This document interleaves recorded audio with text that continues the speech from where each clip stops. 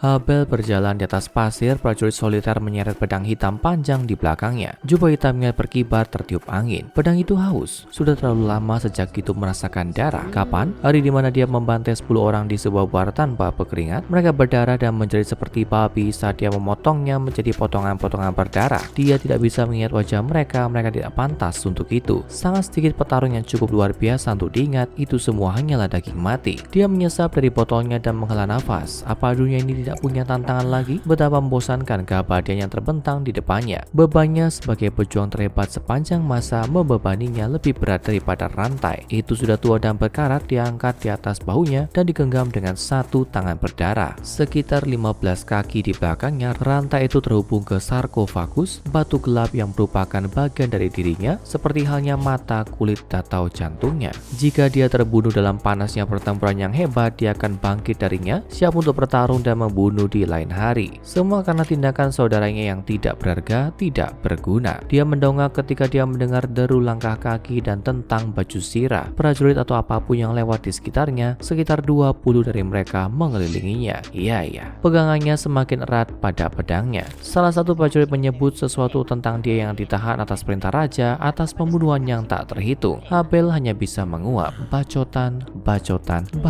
Kenapa repot-repot? Dia menjatuhkan rantainya dan dengan satu gerakan luas dia menghunus pedangnya. Dalam sepersekian detik, itu menembus baju sirah pria yang mengoceh itu, menusuknya melalui jantungnya yang sebelumnya terdetak. Jeritan itu mati di tenggorokannya, dia jatuh berlutut lalu ambruk sepenuhnya. Prajurit lain yang dikirim untuk membunuh atau menangkapnya menoleh ke pemimpin mereka yang jatuh dan tersentak. Nafas tersengal kecil itu saat distraksi itu yang menentukan nasib mereka. Wajah Habel menyeringai saat dia menarik dua belati panjang dari kegelapan mantelnya. Dia setidaknya akan mencoba untuk bersenang-senang dengan ini. Bahkan sebelum yang lain bisa melupakan kematian mendadak pemimpin mereka, Habel telah melompat ke depan dan memulai tarian pembantainya yang halus. Setiap ayunan menembus baju besi dan masuk ke kulit, dia mengiris tenggorokan, membelah kepala, menangkis pukulan dan menusuk jantung. Nyaris tidak ada satu teriakan. Habel membunuh terlalu cepat untuk teriakan. Dalam sekejap mata, para prajurit di sekitar Habel jatuh, sebagian besar mati, sisanya berkarat. Beberapa memandangnya di saat-saat sekarat mereka dengan rasa takut yang luar biasa pada kehebatan pembunuh mereka. Di saat-saat sekarat mereka tahu bahwa mereka tidak pernah punya kesempatan. Mereka mungkin juga menghadapi sabit kematian yang berkilauan di medan perang. Habel di sisi lain memutar matanya dan berdeham. Ini buang-buang waktu. Dia merasakan gerakan di sudut matanya. Salah satu tentara yang terluka tertatih-tatih mencoba menggunakan pedang untuk mengangkat dirinya dari tanah. Dengan jentikan masing-masing pergelangan tangan, Habel melemparkan pisaunya ke pria itu, membunuhnya seketika. Itu sangat mudah. Upayamu untuk membunuhku tidak menyinggung perasaanku, katanya kepada siapapun yang masih bisa mendengar. Yang menyinggung perasaanku adalah bahwa mereka mirip sangat sedikit, dan segelintir ini hanyalah alasan yang menyedihkan bagi tentara. Ini bukan pertempuran, itu adalah pembunuhan belas kasihan. Dia siap untuk berbalik meraih rantai dan terus berjalan ketika tiba-tiba dia merasakan sakit di punggungnya. Terdengar peluit kecil lalu lonjakan rasa sakit yang tajam. Sekarang ada dua anak panah mencuat dari punggungnya. Habel berbalik terkejut dan melihat kekuatan yang jauh lebih besar berdiri di belakangnya. Pendekar pedang, pemanah, pria dengan gada dan kapak dan rantai. Yang dia bunuh hanyalah pengalih perhatian. Ini adalah ancaman nyata. Ini adalah tentara yang sebenarnya. Mungkin orang bodoh ini akan memberinya latihan yang sebenarnya. Dia merogoh jubahnya dan mengeluarkan kapak perang obsidian yang perkasa. Paling tidak dia akan mencoba bersenang-senang mengubah kekuatan tempur ini menjadi potongan dingin. Kabut panah melayang di udara saat dia menyerang ke depan melubangi tubuhnya, tapi luka itu tidak memperlambatnya. Dia menerjang, menebas, dan membelah. Bahkan ketika senjata menghantamnya, dia terus membunuh orang demi orang. Kadang-kadang itu terasa menyenangkan, hampir, tapi tidak sepenuhnya. Pada saat dia selesai, tidak ada yang tersisa. 30 anak panah mencuat darinya. Dia telah tertusuk lebih dalam oleh lebih banyak senjata daripada yang bisa dia hitung dengan jari tangan dan kakinya. Dia bernapas dalam-dalam, dadanya yang terluka memompa ke atas dan ke bawah. Dia batuk darah dan membetulkan lehernya kembali ke tempatnya. Mereka mungkin menggoresnya terlalu dalam kali ini. Tidak penting. Habel berlutut merasakan kehidupan terkuras darinya. Dia bertanya-tanya ketika dia terbangun dari peti mati lagi, seperti apa dunia ini nantinya. Kadang berhari-hari, kadang berminggu-minggu, berbulan-bulan, atau bahkan bertahun-tahun. Saat dia jatuh ke depan, sekali lagi dia berharap dia terbangun ke dunia dengan seorang prajurit atau binatang buas yang benar-benar bisa menantangnya. Mungkin suatu hari nanti.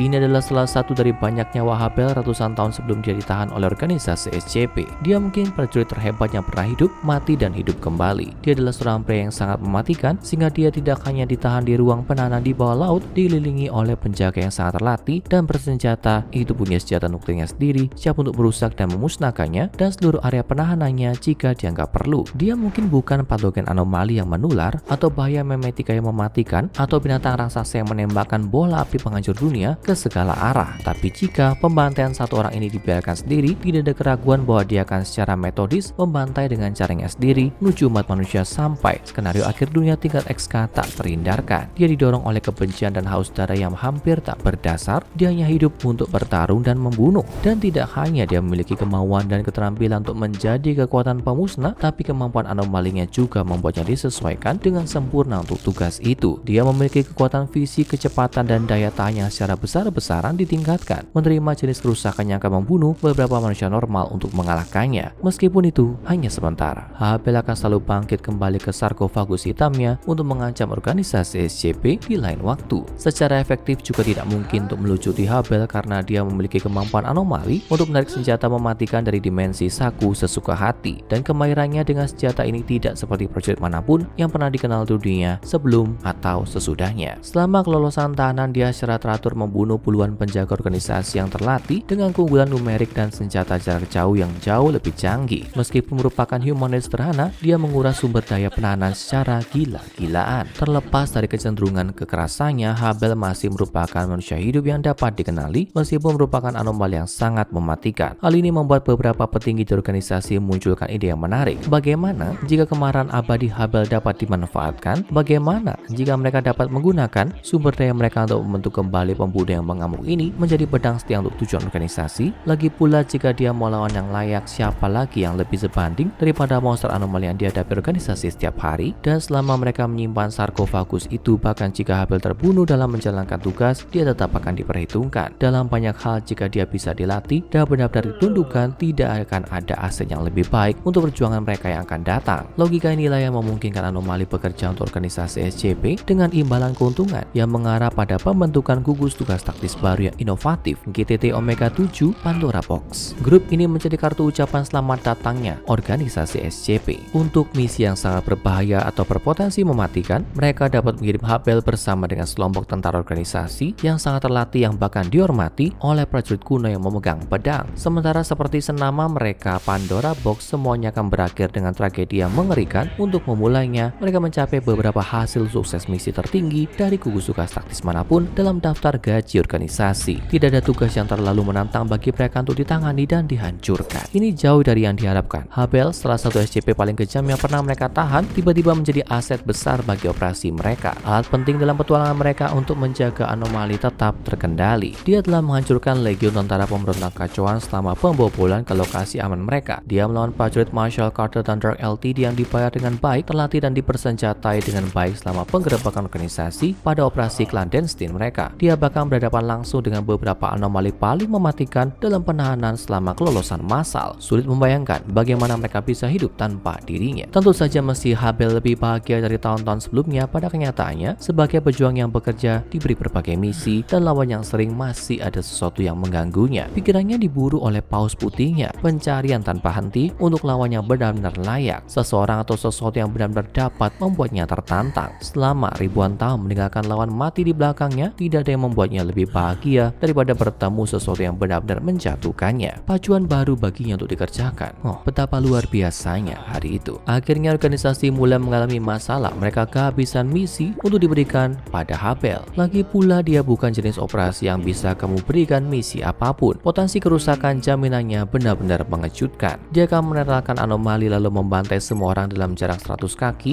hanya untuk menghilangkan sebagian energi berlebih. Seperti sebuah granat tangan, dia kuat tapi sangat tidak tepat. Jika mereka kehabisan misi prioritas tinggi, apa yang harus mereka lakukan? Memasukkan kembali Habel ke dalam kotaknya sampai berdebu hingga sesuatu yang lain muncul. Dia sudah cukup gelisah di antara misi. Saat itulah anggota yang tak terduga melangkah maju. Dr. Jack Bright. Dr. Bright dan Habel memiliki sejarah dan bukan sejarah yang menyenangkan. Tidak ada orang yang benar-benar bisa memiliki sejarah yang menyenangkan dengan Habel. Jack hanyalah seorang peneliti junior ketika dia berlari membawa medali yang tampaknya tak berharga yang dijuluki SCP-963 kembali ke loker penahanannya. Saat itulah dinding di sebelahnya meledak, mengujaninya dengan pecahan batu bata dan debu hanya untuk mengungkap Habel berdiri di belakang lubang baru. Bahkan sebelum Dr. Bright muda punya kesempatan untuk berteriak, Habel telah menebasnya, membuatnya menjadi dua bagian berbeda yang keduanya sangat mati. Setidaknya terlihat seperti itu sampai terungkap bahwa kesadaran Dr. Bright sebenarnya terikat secara abadi dengan SCP-963, memberinya hadiah dan kutukan keabadian. Sejak itu Dr. Bright menjadi semakin sembrono dalam perilakunya, mungkin berharap lain kali dia memudar menjadi hitam, film yang menyedihkan, kehidupannya yang aneh tidak akan mulai bergulir lagi. Tentu saja dia belum beruntung dalam hal itu. Secara alami, hal ini membuat Dr. Bright merasakan pengalaman yang rumit tentang sesama karyawan organisasi yang anomali. Jadi ketika panggilan datang ke semua peneliti senior dan direktur lokasi menanyakan apakah ada tugas yang tampaknya cocok untuk Habel, dia memiliki satu saran yang sangat mendesak. Lagi pula itu tidak lama setelah Dr. Bright dipaksa melakukan tes silang dengan tujuan menghentikan SCP-682 yang tidak hanya merupakan kegagalan tapi pengalaman yang umumnya menyakitkan dan melelahkan. Sekarang mungkin giliran Habel untuk menghadapinya. Dia dengan senang hati mengajukan saran, mengklaim bahwa pasti anak emas memegang pedang baru organisasi dapat mencoba membunuh reptil yang sulit dihancurkan pada percobaan lama. Lagi pula bahkan jika Habel terbunuh dalam prosesnya, dia akan kembali. Itu adalah situasi di mana mereka benar-benar tidak bisa kalah. Jadi kenapa tidak mengambil kesempatan? Hal buruk apa yang bisa terjadi? Dewan Ulima menganggap ide Dr. Bright sangat menarik. Dia berhasil dalam setiap misi yang mereka berikan sejauh ini. Jadi mungkin dia bisa membawa kesuksesan itu di tugas yang sangat berat untuk mengakhiri SCP-682. Satu pembunuh haus darah yang tak terbatas, mungkin satu-satunya yang mampu mengalahkan pembunuh lain yang sama besarnya. Ketika Habel diberitahu tentang misi terbaru ini, ada kilatan menakutkan di matanya. Mereka memberinya peringatan demi peringatan. Binatang itu dikatakan tidak dapat dibunuh, tidak dapat beradaptasi dengan apapun, membunuh banyak orang dan selamat dari serangan anomali yang dianggap sebagai pembunuh yang sempurna. Semakin dijelaskan kepadanya, semakin Habel merasakan sensasi jauh di dalamnya. Apakah inilah waktunya? Apakah dia sekarang menemukan lawan yang sempurna? Sesuatu yang benar-benar akan menantangnya, akan benar-benar menempatkannya pada kesepadanan? Ya.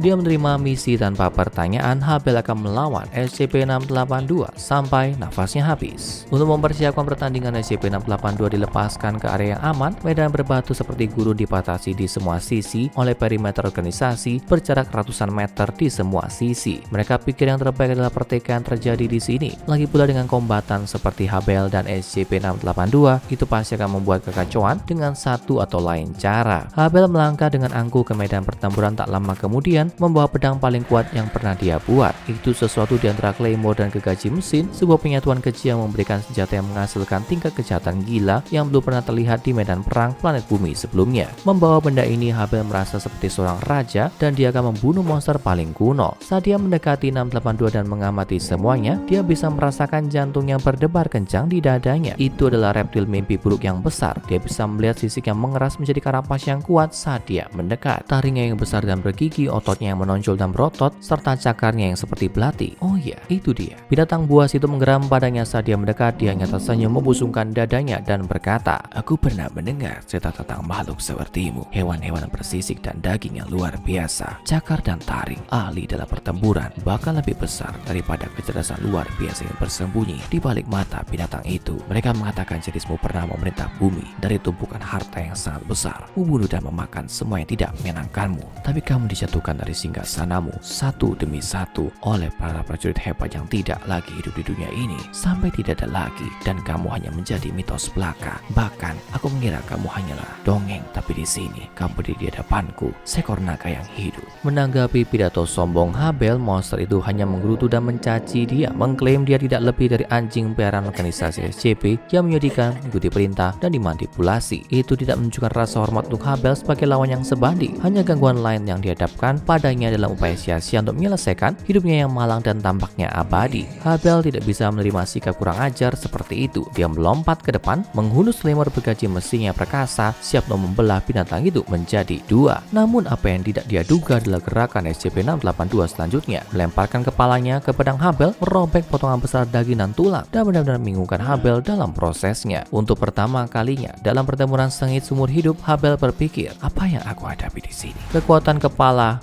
SCP-682 membuat Habel kehilangan keseimbangan, membuat perutnya terbuka sebentar. Tapi sebentar adalah semua yang dibutuhkan SCP-682. Itu dengan tinjunya yang besar dan berbatu ke perut Habel, melemparkannya seperti boneka ke batu terdekat dengan kekuatan sedemikian rupa sehingga hampir menghancurkan batu di belakangnya. Itu adalah kekuatan yang tidak pernah dia rasakan selama bertahun-tahun. Dia meludahkan beberapa gigi berdarah dan menyeringai. Ini adalah apa yang diperintahkan dokter. Dia menantang binatang itu dalam bahasa yang sudah lama mati, saat itu mencengkramnya dengan keras, beregenerasi, tumbuh, mengambil sifat batu dari tanah di sekitarnya. Itu tampak seperti gunung hidup yang penuh dendam, raksasa sejati dari binatang buas. Dengan kata lain, tantangan diterima. Habel menarik gada raksasa dari bayang-bayang jubahnya, gagang sepanjang 6 kaki, dengan pedang dan paku yang berputar-putar, senjata sempurna untuk membunuh naga seperti ini, pikirnya dalam hati. Keduanya menyerang satu sama lain penuh kekuatan dan kemarahan. Habel mengayunkan gada sekali lagi menghancurkan kepala makhluk itu dan melemparkannya kembali ke medan perang dengan kekuatan serangannya. Kadal yang hancur mencakar jalan di tanah, melahap batuan dan bumi, mengintegrasikan lebih banyak materi untuk mendorong regenerasinya. Tapi itu tidak lama sebelum Habel melakukannya lagi, menyerang tanpa ampun, memberikan pukulan saat monster itu memberikan serangan cakar yang brutal sebagai balasannya. Mereka saling mencabik-cabik tubuh satu sama lain, sepotong demi sepotong, tapi Habel merasa sangat gembira sehingga dia bahkan nyaris tidak menyadarinya. Itu adalah pertarungan hidupnya, pertempuran melawan lawan yang sebanding. Ini adalah surga. Habel melompat ke udara dan melepaskan tendangan cakra mematikan ke binatang itu, merobek-robek dagingnya yang diperkuat. Saat gaya gravitasi menjatuhkannya, dia menarik kapak besar dari jubahnya dan meraungkan raungan prajurit saat dia menjatuhkannya berhamburan ke tubuh SCP-682. Namun ini tidak melakukan apapun untuk memperlambat binatang itu. Itu terbalik, menebas Habel dengan cakarnya. Ketika Habel tersandung, itu melompat ke atasnya, melepaskan tebasan dan pukulannya menghancurkan ke prajurit yang jatuh dengan kecepatan tembak senapan mesin. Namun ketika itu mengangkat cakarnya untuk melakukan pukulan mematikan, Habel sekali lagi membalikkan keadaan. Dia mengeluarkan gunting mekanis raksasa dari udara dan memotong kedua kaki depan SCP-682. Binatang buas itu turun dengan rahangnya yang perkasa untuk melahap Habel, tapi dia menendang dengan kekuatan yang luar biasa di balik sepatu bootnya yang berpedang. Kekuatan tendangan itu membalikkan SCP-682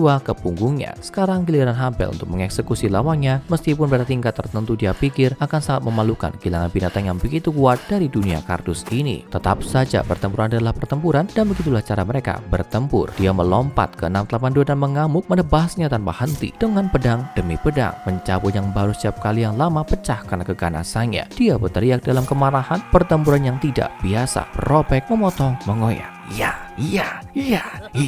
Saat Habel menjauh untuk bernafas, binatang itu mulai beregenerasi, melepaskan gelombang kejut yang mulai mengubah realita di sekitarnya. Tapi Habel tidak mau kalah. Tidak, dia tidak akan kalah dengan binatang ini. Sudah waktunya untuk memberikan rasa sakit yang membuatnya dikenal. Dia menarik pedang panjang dari jubahnya dan menyerbu dari udara dan menuju ke kepala SCP-682. Binatang buas itu merasakan kehadiran prajurit itu, membuka mulutnya, mengeluarkan gigi-gigi mengerikan di dalamnya. Keduanya ada di jalur tabrakan sengit. Saat rahang tertutup, Habel turun. Keduanya meraung dalam amarah dan haus darah yang tak terbatas. Kedua kombatan jatuh ke tanah hanya tersentak. Oh, betapa luar biasa. Hari yang mengerikan itu. Tidak ada yang mati untuk selamanya, tapi keduanya akan mengingat pertempuran yang luar biasa ini selamanya. Ketika Habel terbangun sekali lagi di peti mati batunya yang gelap, dia melakukannya sambil tersenyum. Pertempuran yang luar biasa, pertarungan yang luar biasa, benar-benar misi yang terhormat. Setelah sekian lama bosan dan tidak puas, dia menemukan lawannya memompa darahnya sekali lagi. Perutnya keroncongan. Pesta pasca pertempuran sedang berlangsung. Nah, di mana mereka meletakkan kotak pizza ajaib itu? Sekarang tonton SCP-682, cara organisasi SCP mencoba membunuh reptil yang sulit dihancurkan, dan SCP-073 dan SCP-076 Kain versus Habel untuk informasi lebih lanjut tentang dua petarung legendaris yang terlibat dalam pertempuran hari ini.